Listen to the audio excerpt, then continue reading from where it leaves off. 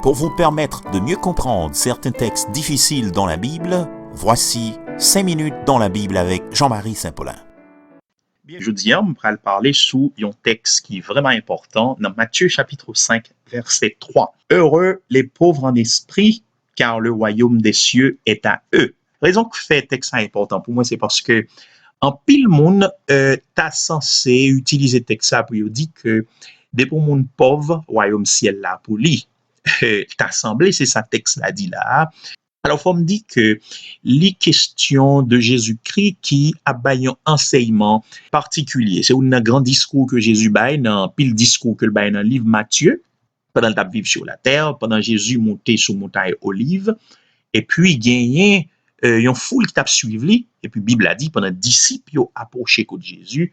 Dans verset 2, il dit puis ayant ouvert la bouche, il les enseigna et dit, il y a une emphase qui est faite ici. Cette expression ayant ouvert la bouche, il toujours fait référence, parce qu'au cas où ils sont en phase, il était qu'à seulement dit, puis il les enseigna et dit. Mais ayant ouvert la bouche fait référence à un message spécial que Jésus a baillé. Et là, c'est le sermon sur la montagne que Jésus a introduit par les béatitudes. Béatitudes sont mots qui voulaient dire bénédiction, qui voulaient dire bonheur. En anglais, on dit blessedness. Béatitude sorti dans bon Dieu, li sorti dans une relation que nous gagnons avec Jésus-Christ, petit bon Dieu. Alors, pour m'entrer dans le texte ça directement, heureux les pauvres en esprit, car le royaume des cieux est à eux. Tout d'abord, il y a le mot heureux qui est très très important et qui est répété en pile dans le texte ça. Le mot heureux, il est cité 9 fois dans Béatitude, qui c'est une introduction à sermon que Jésus a bala, que les sermons sur la montagne en général, Matthieu 5, 6, 7. Le mot heureux, c'est un mot grec qui est les makarios, qui suggérait une bénédiction intérieure. Gon paquet de bagages m'te dit sous lui, mais m'bom passer sous lui, puisque objectif moi là, c'est pas mot heureux. Mais John McAtee parlait de lui comme une joie intérieure profonde, comme un bonheur que le monde pas qu'à procurer, comme un bonheur que les circonstances autour de nous, même très bonnes, ne peuvent procurer. C'est pas extérieur qui produit heureux, mais c'est intérieur qui produit son cadeau que bon Dieu ben nous. Now, ça veut dire le dit là, les pauvres en esprit qui s'intéressent, gagne un auteur il est Matt Woodley, moi il est en pile en anglais, qui écrit The Gospel of Matthew, God with Us. Monsieur dit dans le temps Jésus, il y a deux sens pour le mot pauvre. Premier sens là, c'est une référence à monde qui pas gain pile ressources, qui a très peu de ressources, et on relève ça en grec pénikros.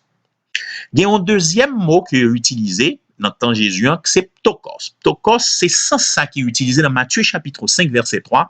Et il fait référence à un monde qui n'a pas rien du tout. C'est un destitué, c'est un désespéré, c'est un mendiant. Donc, l'idée maîtresse, c'est que les pauvres en esprit, d'ailleurs, pas oublier, non, il dit pauvres en esprit. Et mon l'autre auteur qui met en pile l'accent sur ça, qui montre que c'est pour noter, il dit les pauvres en esprit. C'est des mondes qui reconnaissent inefficacité yo, et qui croient en bon Dieu comme seul refuge yo. Dans leur faiblesse, yo bail yo à bon Dieu et yo trouvé dans bon Dieu sa confiance.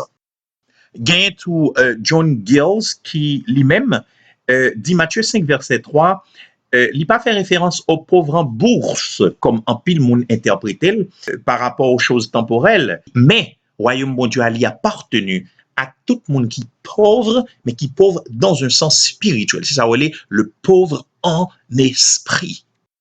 Fini. Meilleure illustration dans la Bible là, nous prend pour nous expliquer le pauvre en esprit, c'est la parabole dans Luc 18, versets 10 à 13. Les questions d'un publicain et un pharisien qui approchait devant bon Dieu. Faut regarder pour nous, si là qui pauvre en esprit, le arrivé devant bon Dieu, li reconnaître nature pécheresse, li reconnaître incapacité pour sortir tête li dans problème péché. De ce fait, seul espoir, c'est le tourner vers bon Dieu pour le joindre secours.